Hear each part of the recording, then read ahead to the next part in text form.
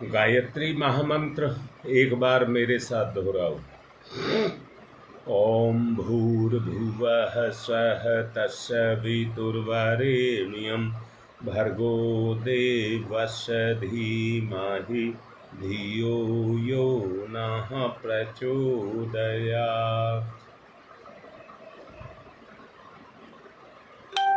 अनीति के मार्ग पर चलना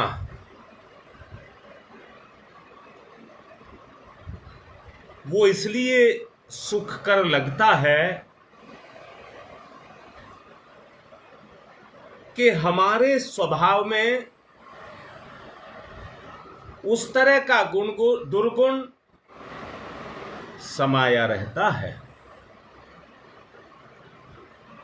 जो अपने अंदर से अपने काम को करता रहता है और इंद्रिय भोगों की लालसा हमारे ऊपर डालता रहता है। आज अभी कमेंट्स आ रहे हैं और भगवान की कृपा से नेट भी अभी ठीक है।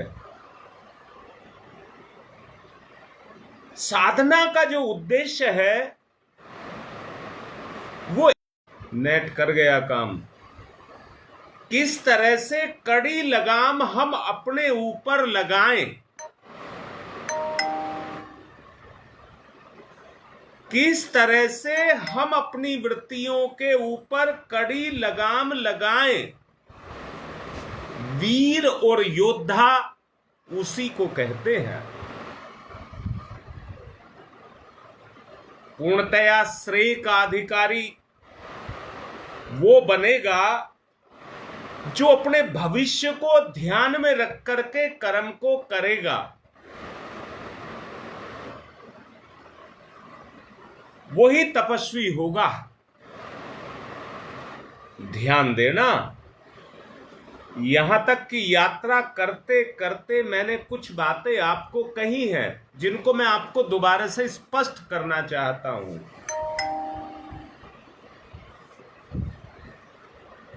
मैंने कहा है एक है भोगी जो अपनी इंद्रियों की वृत्ति को रोक नहीं पाता है।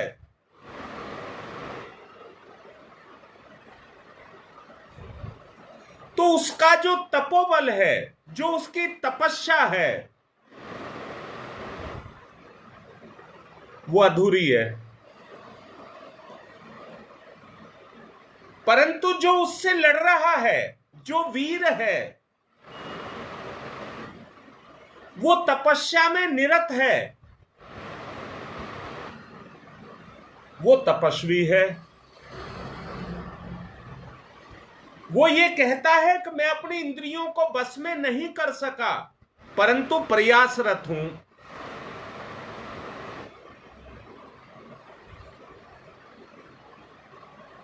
अब एक आदमी ऐसा है जो मेरे जैसे उपदेश देता है,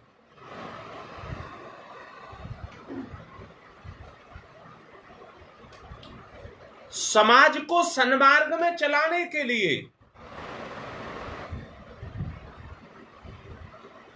परंतु ये उपदेश देना केवल बुद्धि का खेल है, इंद्रियों पर लगाम नहीं।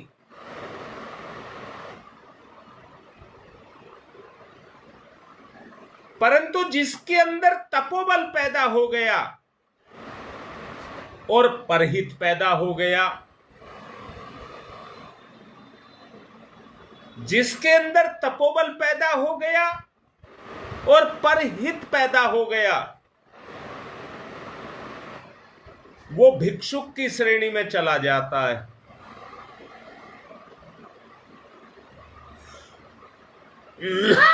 वो भिक्षुक की श्रेणी में चला जाता है।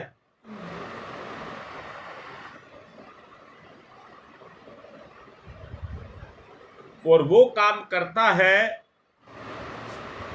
जो दूसरे को कठिन दिखता है, अपनी इंद्रियों को भी साधता है, परंतु उन्हीं इंद्रियों पर लगाम लगा करके उनसे परहित का भी कार्य करता है। वो भिक्षुक है।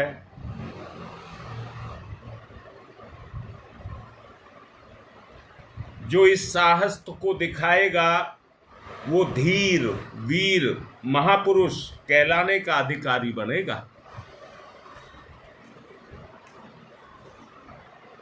अंदर से अपना निर्धारण कर लें कि इस संसार में मेरी स्थिति क्या है। दुनिया में अगर पराक्रम और पुरुषार्थ है तो वो ऐसे ही लोग हैं जो अपने संकल्प के इतने पक्के होते हैं कि वो किसी के सामने भी झुकते नहीं हैं। ओछी बुद्धि जिन व्यक्ति की होती है वो बातें तो बड़ी बड़ी करते हैं। आपने जोक देखी होगी, वो जिस पशु को चिपट जाती है अपनी तोंद मोटी करती रहती है, अपनी तोंद मोटी करती रहती है।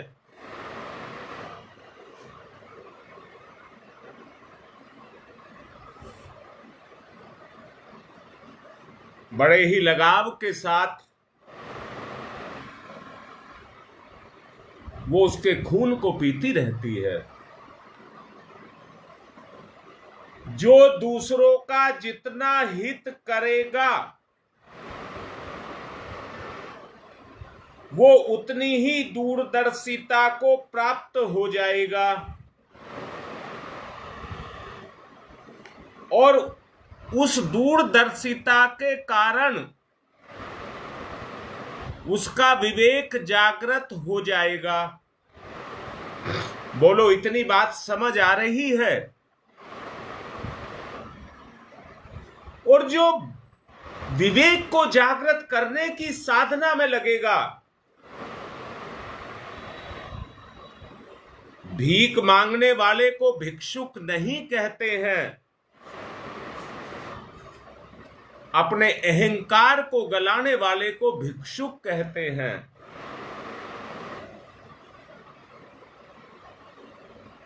जो अपने हित को सबके हित में समझता है, जोक की तरह से अपनी तोंद को मोटा नहीं करता है, सबके सुख में अपने सुख को समझता है, वो पुण्य और परमार्थ करता है।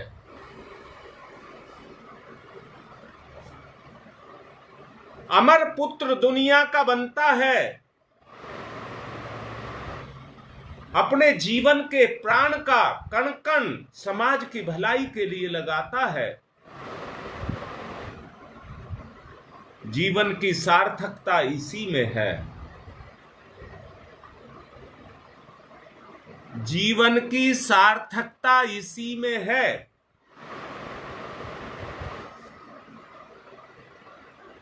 माया से विरत विवेकशील और ज्ञानी विज्ञानी वे ही हैं जिन्होंने अपनेपन को ठुकरा दिया, अपने लिए अपने स्वार्थों को ठुकरा दिया। वीरों की सदा जय होती है।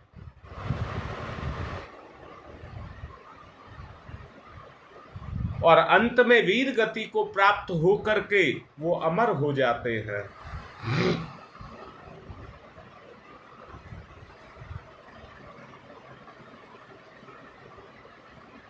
ये शक्ति भगवान के दरबार में लुंज पुंज हो जाने वाले व्यक्तियों को नहीं मिलती।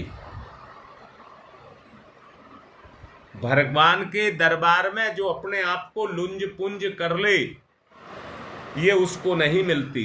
परंतु जो अंगद की तरह से पैर जमा दे, वही इसमें विजयी होता है। परम पूज्य गुरुदेव कहते हैं, मुक्ति तो तुच्छ उपहार है,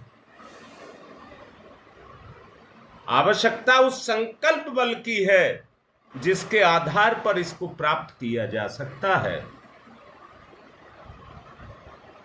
इसके विषय में गुरुदेव का बताया हुआ एक दृष्टांत मैं आपको देता हूं।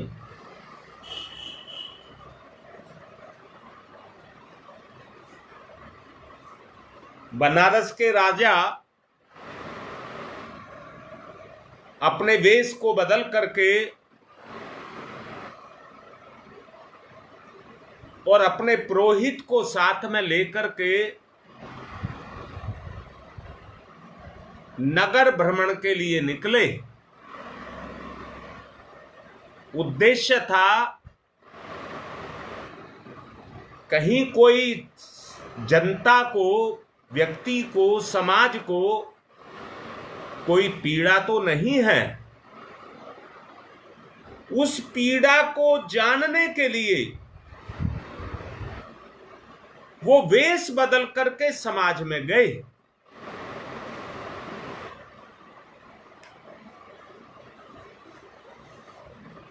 जब रास्ते में जा रहे थे, नगर के बाहर पहुंचे तो पुरोहित को लघु शंका लगाई।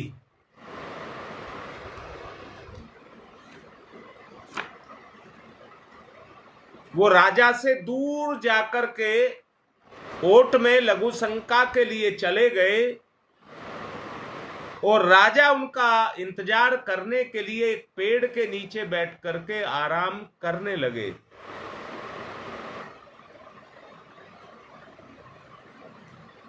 इतने में कोई दंपति गांव से निकल करके कहीं जा रहे थे, पर दोनों दंपतियों के बीच में, पति पत्नी के बीच में इतना प्रेम था और उनके ऊपर तेज था जो उनके चेहरे से चमक रहा था। उन्होंने राजा को अतिथि समझा और थक करके आराम करते हुए देखा। पति पत्नी उनकी चर्चा करने लगे, अतिथि है, चलिए इनको भोजन ला देते हैं। वो जल्दी से घर गए, ले आए, थाली लगा करके ले आए। इतने में पुरोहित भी आ गया। उन्होंने राजा के सामने थाली रखी, क्योंकि थाली एक थी। राजा ने सोच करके कि इस थाली के भोजन को मैं खाऊं या पुरोहित को खिलाऊं। राजा भूखा था, उसने वो भोजन खुद ना खा करके पुरोहित की तरफ बढ़ा दिया। पुरोहित ने थाली ली। अब मन में आया, राजा नहीं खा रहा तो मैं कैसे खाऊं। कुछ दूरी पर उन्होंने एक तपस्वी को तपस्या करते देखा। वो कहने लगे कि इस भोजन को तपस्वी को दे देते हैं। वो उठा, उस भोजन की थाली को तपस्वी को दे आया।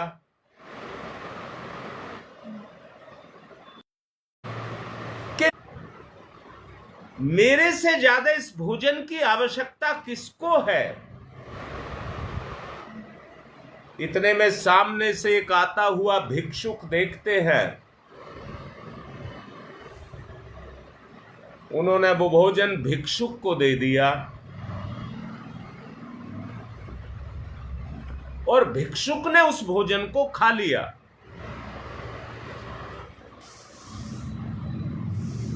अब वो सदग्रस्त पूछता है, भगवान, सबसे पहले हमने आपको देखा पेड़ के नीचे आराम करते हुए, तो हमारी अंतर चेतना ने हमने कहा कि अतिथि है, हम इनको भोजन कराएं,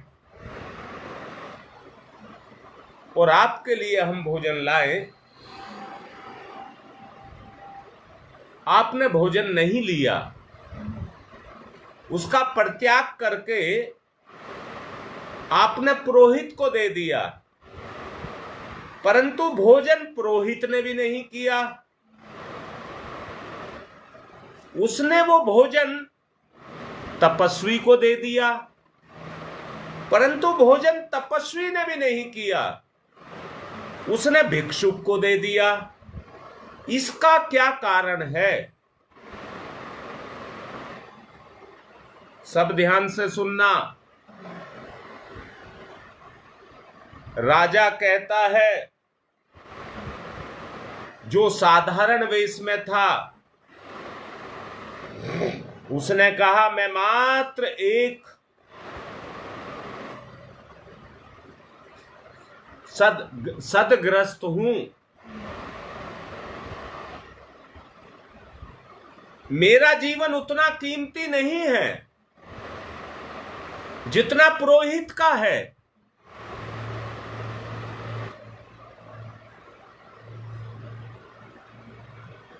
अब पुरोहित से पूछा जाता है, राजा ने कहा वो पुरोहित क्योंकि सबको ज्ञान देता है, सबको अच्छे रास्ते चलाता है, इसलिए मेरे से ज्यादा कीमत पुरोहित की है। अब पुरोहित कहता है कि मैं ज्ञान जरूर देता हूं, पुरोहित जरूर हूं, परंतु अपनी इंद्रियों को बस में नहीं कर सका हूं। अपनी इंद्रियों को अपने बस में नहीं कर सका हूं। मुझ में भोग और विलास है, इसलिए मेरे से ज्यादा जीवन जो कीमती है वो तपस्वी का है, क्योंकि वो तपस्या कर रहा है, तप रहा है। अब तपस्वी से पूछा गया कि आपने भोजन क्यों नहीं किया?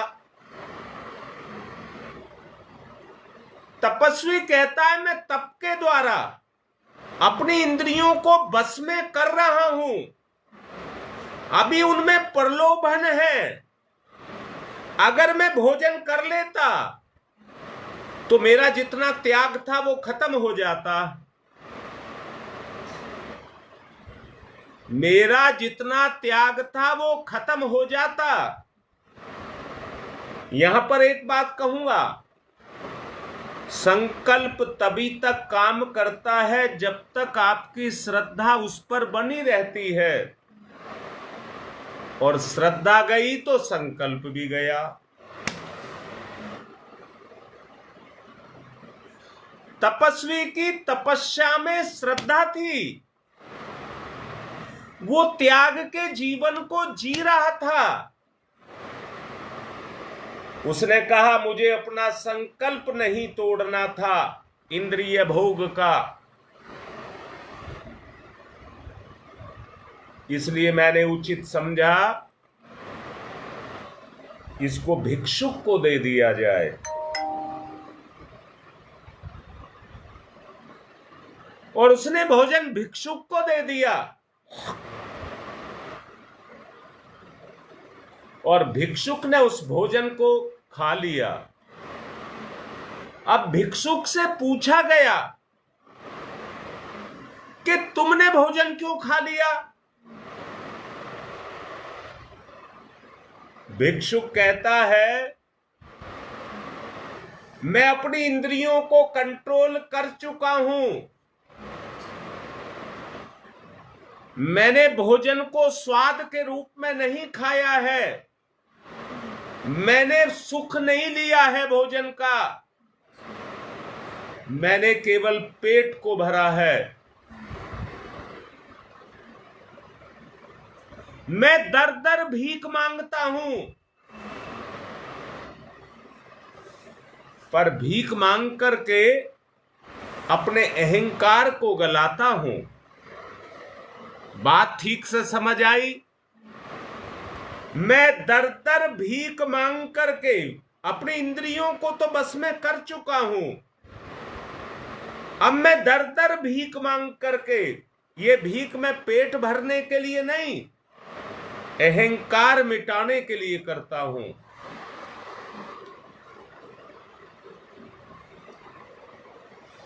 मेरा अहंकार मिट गया तो मेरा विवेक जग जाएगा, विवेक जग जाएगा। और मेरा विवेक जग गया तो मैं घटना के सामने अंगद की तरह पैर जमा करके खड़ा हो जाऊंगा। प्रकृति, परिस्थिति उस समय कोई कुछ नहीं कर पाएगी अगर मेरा विवेक जग गया। इसलिए मैं साधना कर रहा हूं विवेक को जगाने की, विवेक को जगाने की। आपसे निवेदन है, क्योंकि समय हो रहा है, ध्यान को जारी किया जाए और अपने जीवन में स्थिरता को लाने का उस उद्देश्य को पूर्ण करने का एक उपक्रम पूरा किया जाए।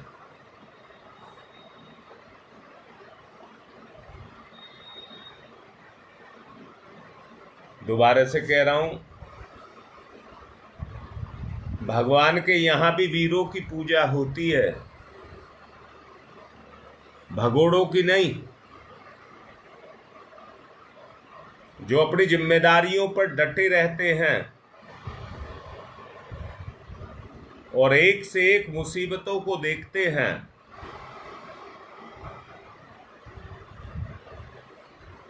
उनके सामने टिके रहते हैं, वही अभिनंदनीय है।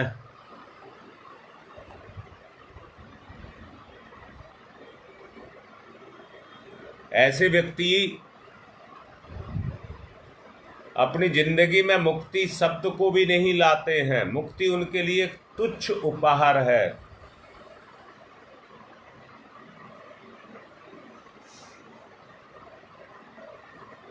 ऐसे व्यक्तियों को स्वर्ग अनायास ही मिलने वाला है।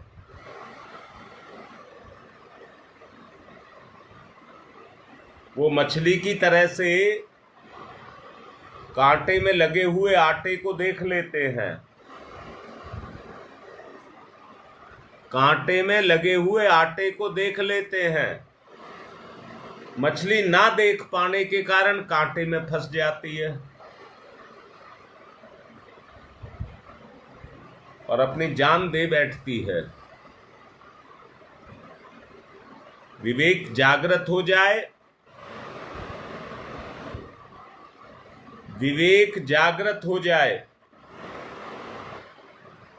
इस उद्देश्य में वो अपने जन्म को खपा देते हैं। आप भी अपने आप को पक्का करिए।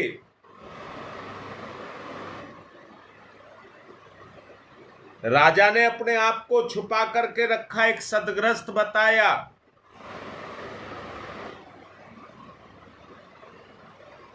सन्यासी ने, पुरोहित ने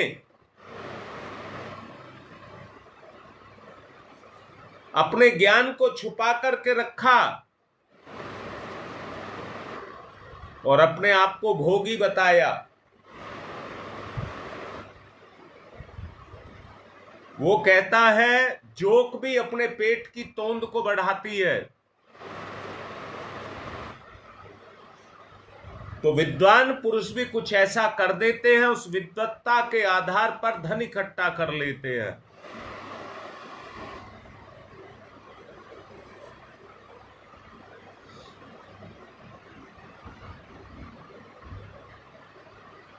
तपस्वी और भिक्षुक की बात आपको बताई गई।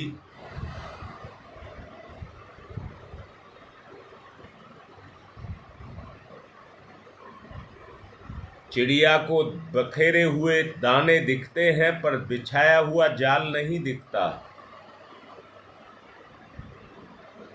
जब फंस जाती है तो फड़फड़ाती है।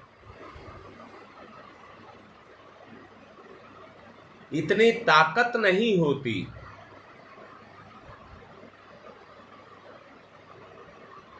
चिड़िया जब उड़ती है तो अपने पंजों को सकोड़ लेती है और जब बैठती है तो पंजे पैर आगे बढ़ा करके पंजों को खोल लेती है। परंतु इतना ज्ञान नहीं है कि जाल में फंस गई है तो पंजे खोल बंद कर ले। पैर उठाती है तो पंजे भी बंद करती है, पर एक पैर फंसा रह जाता है जिस पर खड़ी होती है, निकल नहीं पाती, फड़फड़ाती है। यही स्थिति हमारी माया में फंसे होने की है। भवबंधनों को काटिए, विवेक से भवबंधनों को काटिए। ओ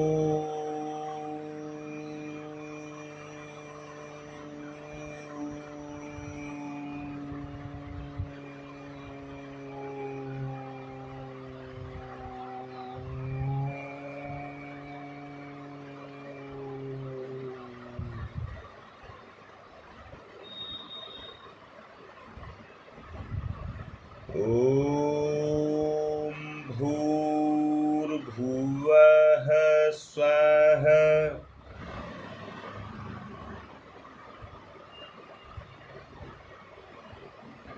ओम भूर्भुवः स्वः।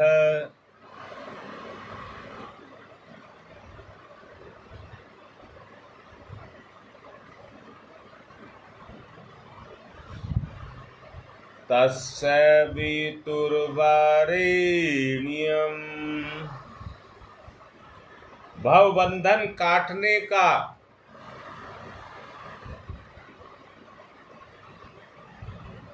सुदर्शन चक्र, सुदर्शन चक्र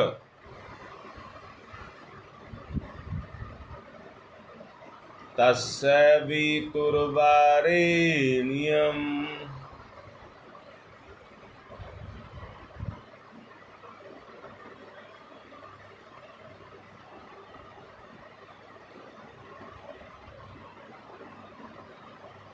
तस्य वितुर्वरेण्यम्।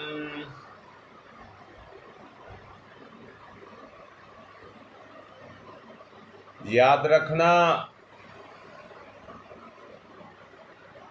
दाता की स्थिति दाता की तरह और लेने वाले की स्थिति भिखारी की तरह है।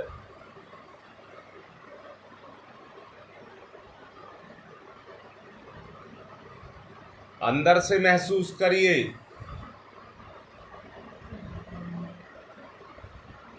लेने वाला देने वाले के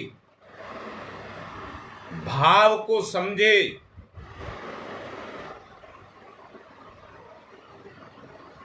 वो किस किस तरह से जोड़ करके एक उच्च अच्छी भावना को रख करके दान को करता है।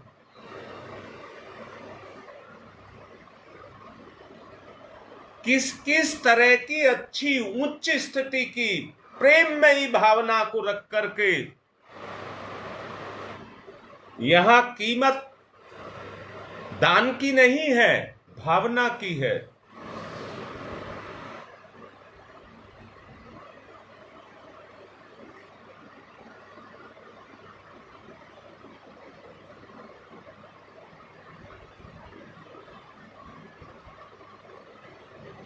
देने वाला अपना सर्वस्व देता है।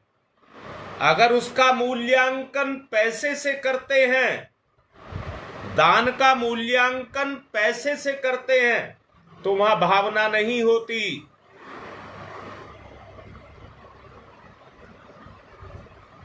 वो स्वादिष्ट भोजन सदग्रस्त को भी अच्छा लगता होगा, परंतु उसका त्याग देखिए, राजा का त्याग देखिए, पुरोहित का त्याग देखिए, तपस्वी का त्याग देखिए। भिक्षुक ने इसलिए पचाया क्योंकि उसको कोई स्वार्थ नहीं था, वो अपनी इंद्रियों को बस में कर चुका था, अपने विवेक को जागृत कर रहा था। एक साथ इतने व्यक्तियों का उद्धार, सदग्रस्त से लगाकर राजा, भिक्षुक, सब का उद्धार।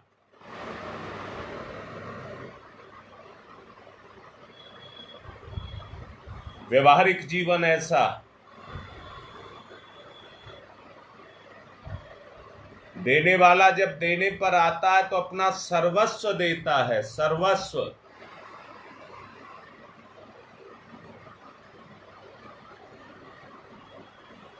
पिछले दिनों मैंने बताया था, बुद्ध भगवान एक सभा में प्रवचन करने के लिए गए।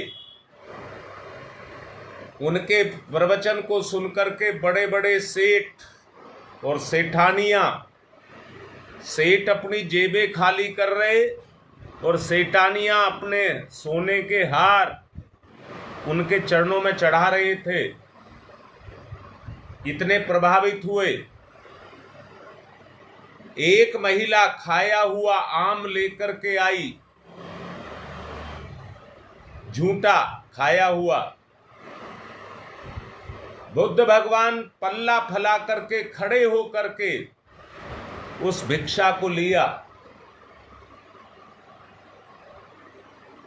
सबने पूछा, इसमें और हमारी भीख में कितना बड़ा अंतर है? सेठ तो कहने लगे हमने सारी जेब खाली कर दी। सेठानियां कहने लगी हमने अपने हार उतार करके चढ़ा दिए, और एक झूठा आम इतना बड़ा हो गया।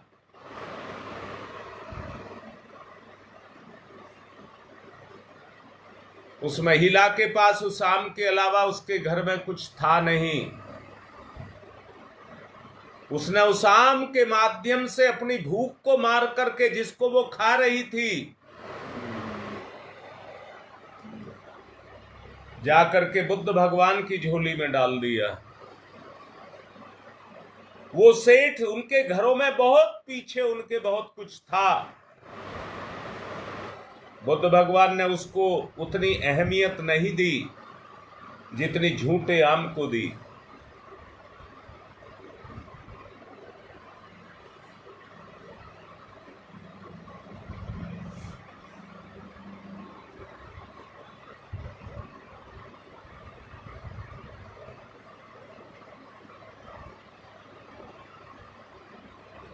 दो दिन पहले मुझे एक बच्ची ने ऐसा ही दान दिया है।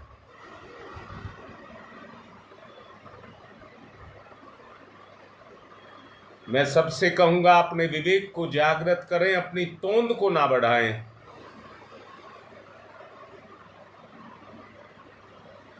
इंद्रियां जिसकी काम करती हैं, लालच काम करता है।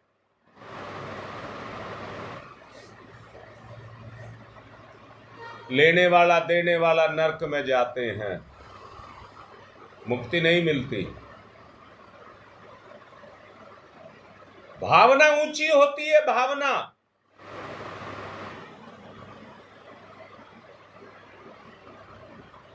भावना से थोड़ा भी दिया जाए तो वो अमरता को प्राप्त होता है।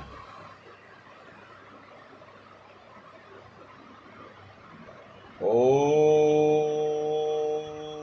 भूर्भुवः स्वः। विवेक जागृत।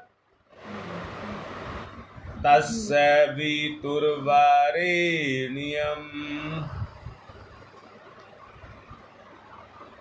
भर्गो देवस्य धीमहि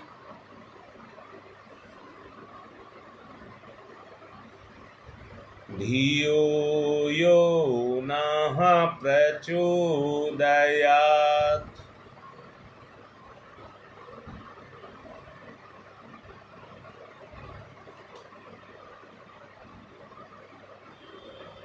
आज जन समाज की स्थिति दयनीय है। इसलिए नहीं कि दाता नहीं है दुनिया में, परंतु देने और लेने वाले की स्थितियों को देखिए। लेने वाला तरस नहीं खाता, देने वाला अपना सब कुछ दे देता है, या दे करके अपने पापों को काटना चाहता है, विवेक को नहीं जगाना चाहता। भर्गो देवस्य धीमहि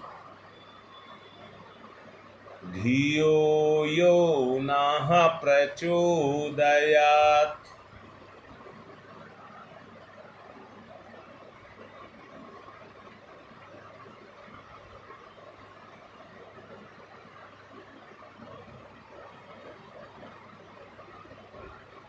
विवेक का जागरण। धियो यो नः प्रचोदयात्। विवेक का जागरण। संभाव।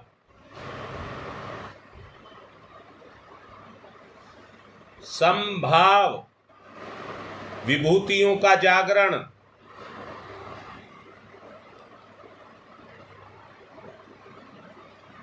ओम तमसो मा ज्योतिर्गमय।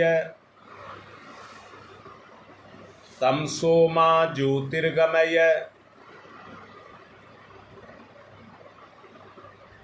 तमसो मा ज्योतिर्गमय।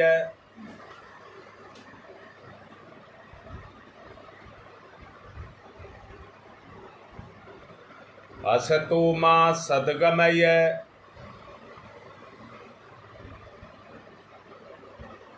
असतो मा सद्गमय।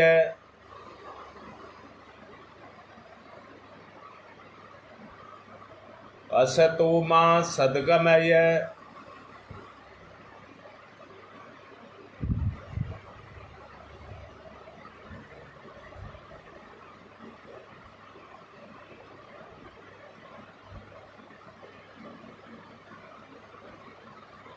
मृत्योर्मामृतं गमयः।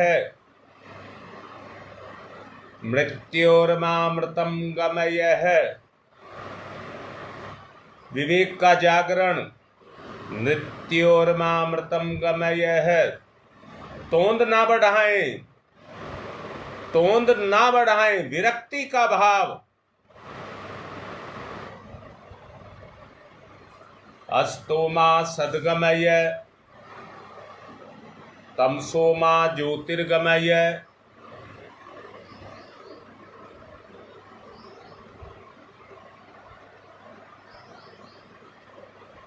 तमसो मा ज्योतिर्गमय। असतो मा सद्गमय। मृत्योर्मामृतं गमयः। दोनों हाथ रगड़िए, मुख पर फिराइए।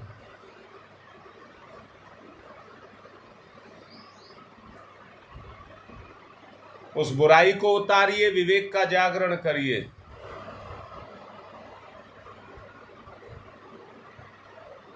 ये समय वो समय है जिसमें संगठन ही आपके काम आएगा। प्रवचन के माध्यम से जो बात बताई है,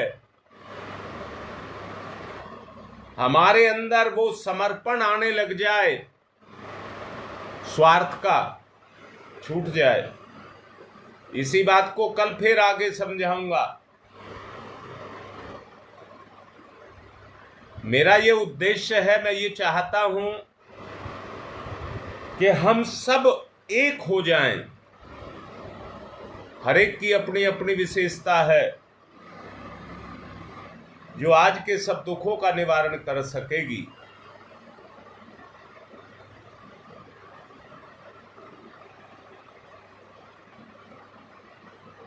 रामा गार्डन से कविता का एक ही बेटा है, उसका कल मेरे पास फोन आया था। वो सब तरह के चेकअप करा चुकी है। उसके बच्चे को दिक्कत है, वो भी उस दिक्कत से छुटकारा पाए। सुशीला का न्यू अशोक नगर में कल ऑपरेशन हुआ था।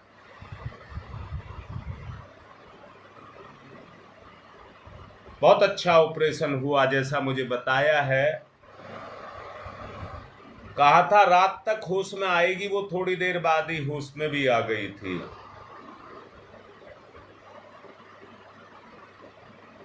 और अनुभविक बता रही थी, मुझे लगा कि गुरुदेव मेरे साथ हैं, मेरा कोई कुछ नहीं बिगाड़ सकेगा।